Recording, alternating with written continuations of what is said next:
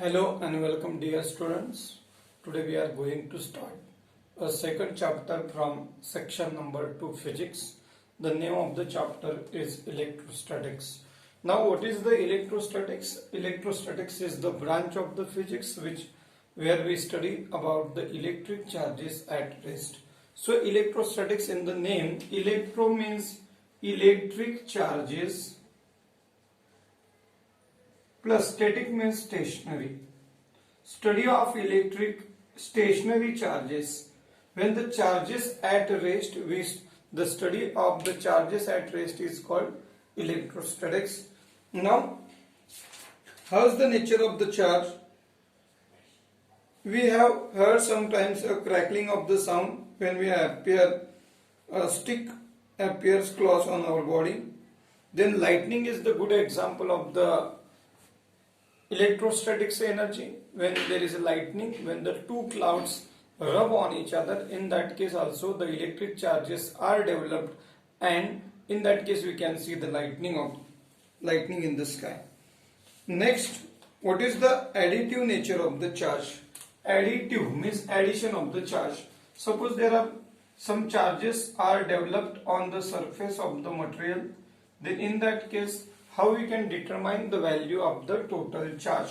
The total charge can be determined by taking the algebraic sum of total charges on the surface. So if you are taking the summation, if you are doing the addition of the all charges on the surface, then we are getting the value of total charge on the body. So this is called additive nature of the charge. Then quantization of the charge. Initially the concept was the charges are distributed in a uniform manner, but after some time the conclusion which is come across is the charges are not exactly uniformly distributed, but they are in terms of the packets, they are in terms of the packages. This is called quantization of the charge. We can determine the total charge distributed on any surface. The total charge is given by, the formula is Q is equals to NE. Q is equals to NE. This is the formula to determine the total charge enclosed on any surface, where Q is the total charge, N is the number of electrons, and E is the magnitude of one electron. The value of charge on the electron is given by 1.6 into 10 raised to minus 19 coulomb. So the charge on the electron is very small, and it is almost negligible comparative to other charges. Now the next point is conservation of charge.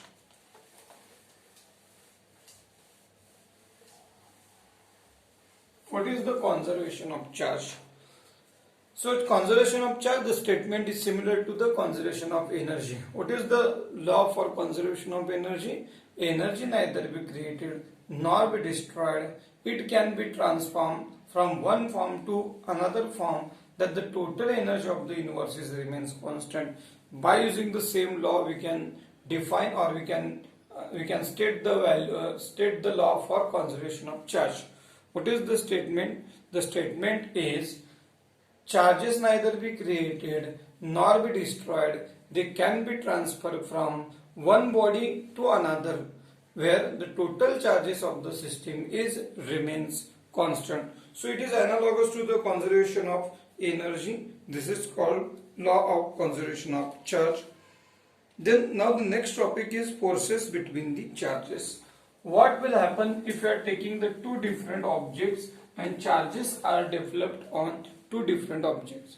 Suppose I will take one example where I have a one rod of a glass, where if you rub the glass rod on a silk material, then the charges which are developed on the glass rod are positive 1. If the glass rod is rubbed on silk material, then the charges developed on the glass rod is positive 1. Suppose I have another rod which is made up of ebonite rod, and if you rub the ebonite rod on a fur material, then the charges developed on the ebonite rod are negative. Suppose I will take another ebonite rod, and the charges developed on it are negative charges are developed on it. What will happen if we are taking these two rods together at a single place? In that case, the charges are -1 and the charges developed on the glass rod are positive. A glass rod, if you are taking towards the ebonite rod, then in that case we can see the force of attraction between the glass rod and the ebonite rod, because there are unlike charges will attract each other. What will happen if you are suspended a glass rod here? Suppose one glass rod is suspended by means of a wire and it is rubbed on the silk material. The charges developed on the glass rod are +1. And if we take another glass rod which is already rubbed on the silk material, the charges developed are positive. And if you are taking both the rods at a single place, then what will happen? We can see a force of repulsion between the two glass rods. Why? Because the charges developed on the both glass rods are similar, they are like charges, and there is a repulsion force between two unlike charges. So that is the reason why these two glass rods will repel each other. We'll take one more example where suppose I have the ebonite rod.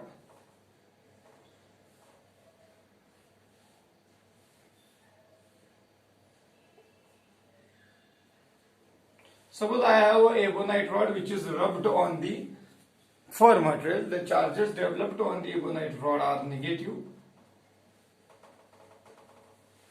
Suppose I will take one more ebonite rod and I'll take that rod near to the first ebonite rod.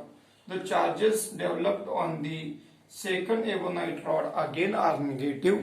Then what will happen if you are taking the another ebonite rod near to the first ebonite rod? In that case also we can experience a force of repulsion between these two ebonite rods, because these charges which are developed on both are similar charges or like charges, and there is a force of repulsion between two like charges. Therefore we can see there is a repulsion between ebonite rod and ebonite rod, because there is a charges which are developed are like, means negative charges on the both.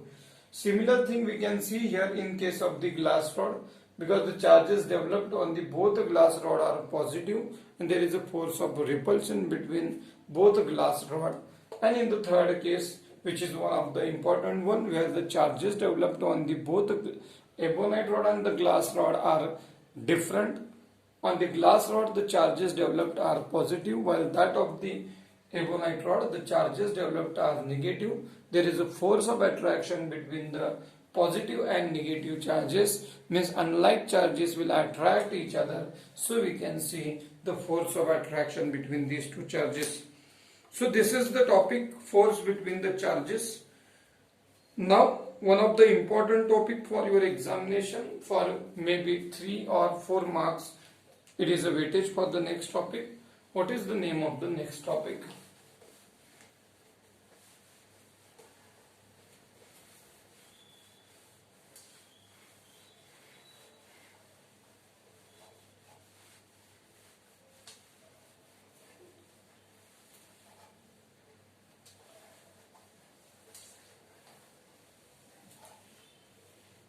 Now the next topic is one of the important one. It is called as a Coulomb's law. For 3 marks, if you are writing Coulomb's law up to the scalar form, but while writing this into the vector form, maybe the weightage for the topic is 4 marks. Now next topic is Coulomb's law.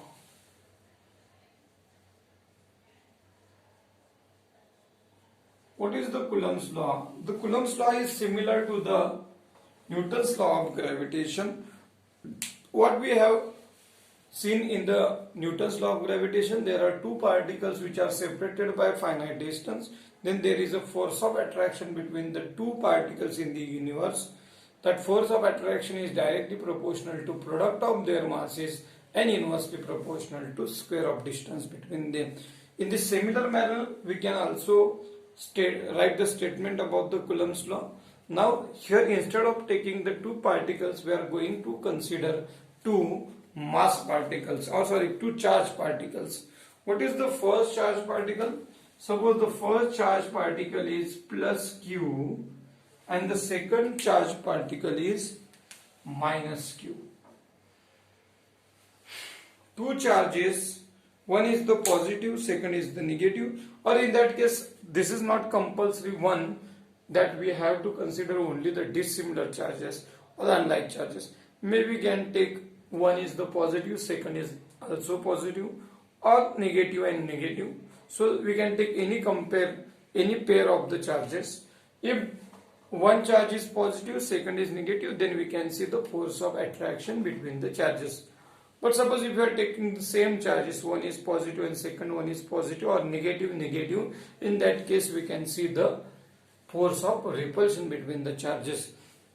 So this is the main difference between the Newton's law of gravitation and the Coulomb's law.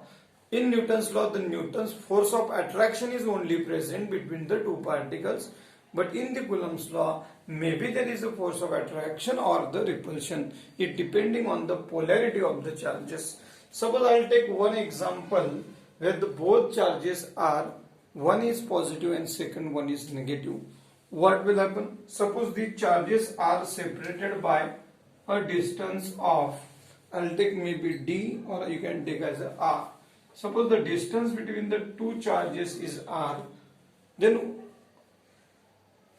now in this case the charges are unlike charges, so there is a force of attraction. So there is a force of attraction between the two charges. Now how we can write the statement for the Coulomb's law? The force of attraction between two charges is directly force of attraction or repulsion between two charges is directly proportional to product of their magnitude. So I'll take one example as a q1 and suppose second charge is the q2. So how we can write the force of attraction or repulsion between two charges is directly proportional to product of their magnitude and inversely proportional to square of distance between them. So the statement is maximum or almost similar to the Newton's law of gravitation. The force of attraction or repulsion between two electric charges is directly proportional to product means multiplication of their magnitude of the both charges. So magnitude, we are not taking positive or negative sign. Magnitude means without polarity, only the charge. Q1, Q2 and inversely proportional to the r square. What will happen if you remove the proportionality sign? If you remove the proportionality sign, then we have to consider some constant. Here the constant is k. Constant of proportionality is k q1 q2 upon r square.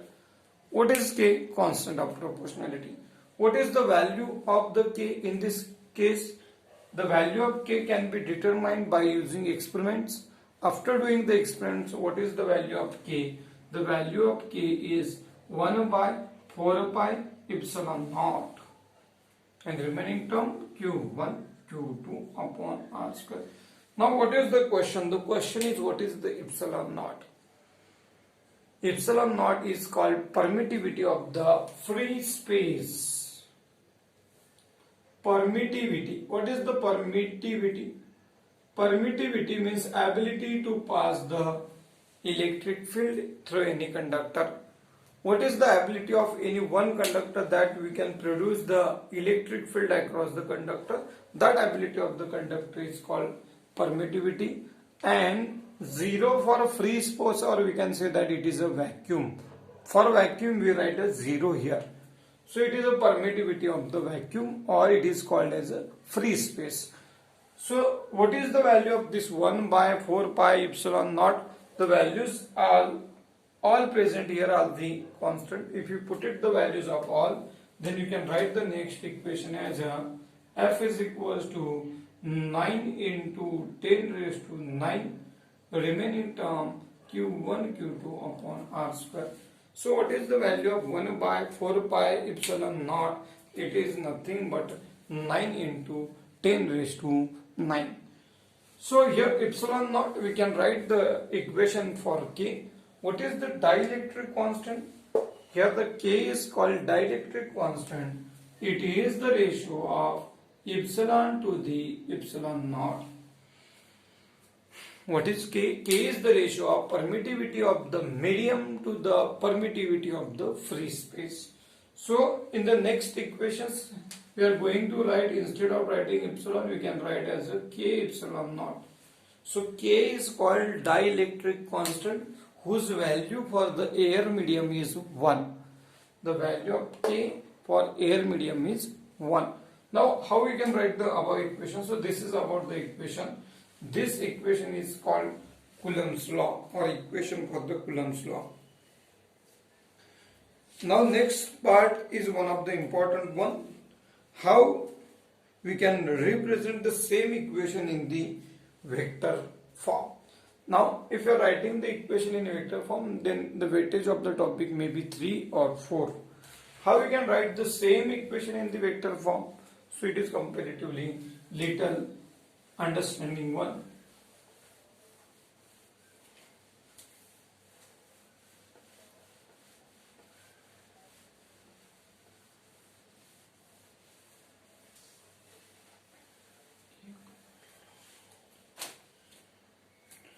So I'll take the same. Suppose I have a one charge which is positive 1, and I'll take a second charge. So one charge is a positive Q1, Q1 no problem, and second charge is minus Q2. There is a force of attraction between the two charges. Suppose the force applied by the first charge on the second is F21. Force applied by the first charge on the second is F21. Similarly, force applied by the second charge on the first is denoted by F12. What about the distance between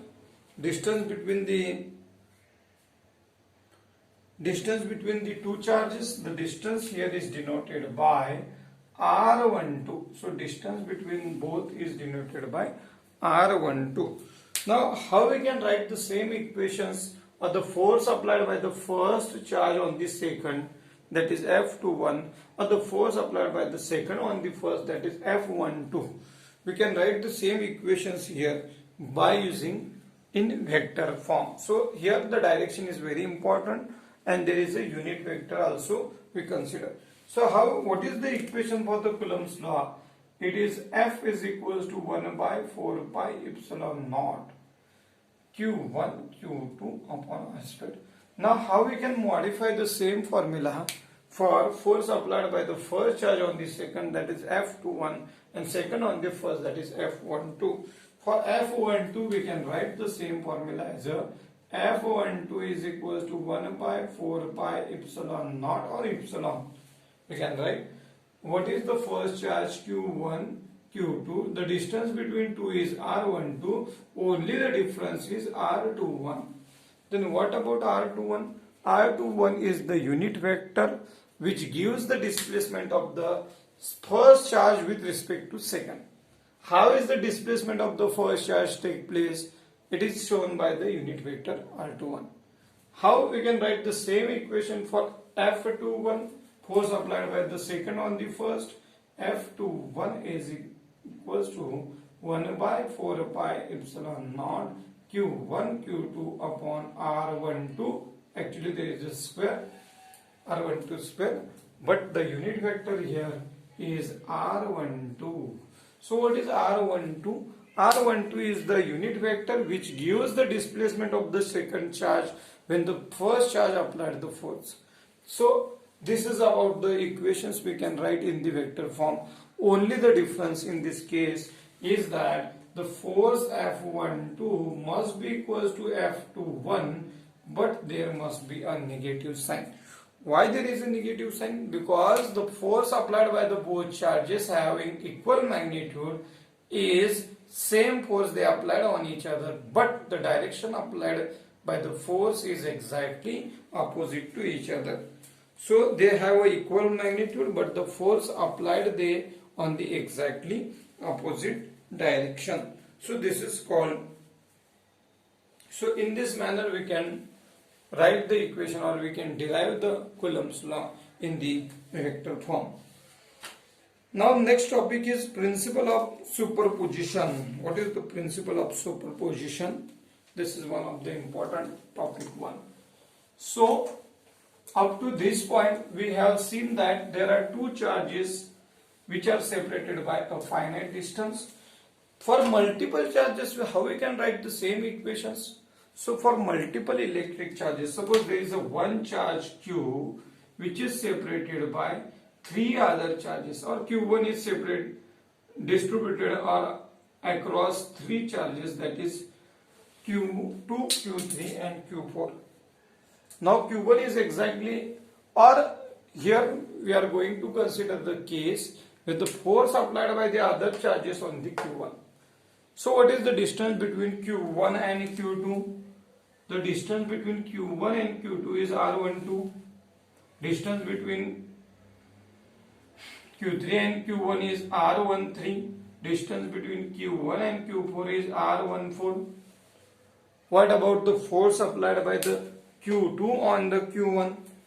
The force applied by Q1 and Q2 is given by F12. The force applied by the second charge on the first. Force applied by Q2 on Q1. How we can write the equation for Q3 applied the force on Q1? It is denoted by F13. Similarly, Q4 applies the force as a F14. So this is about the four charges. In the previous topic of the Coulomb's law, we have seen only two charges separated by a finite distance. But here we are going to discuss about three charges which are separated by finite distance. Now, how the force applied by the charges on the given charge, how we can write the equation? Okay, this is the up to this topic. We are going to discuss about in detail this topic in the next lecture.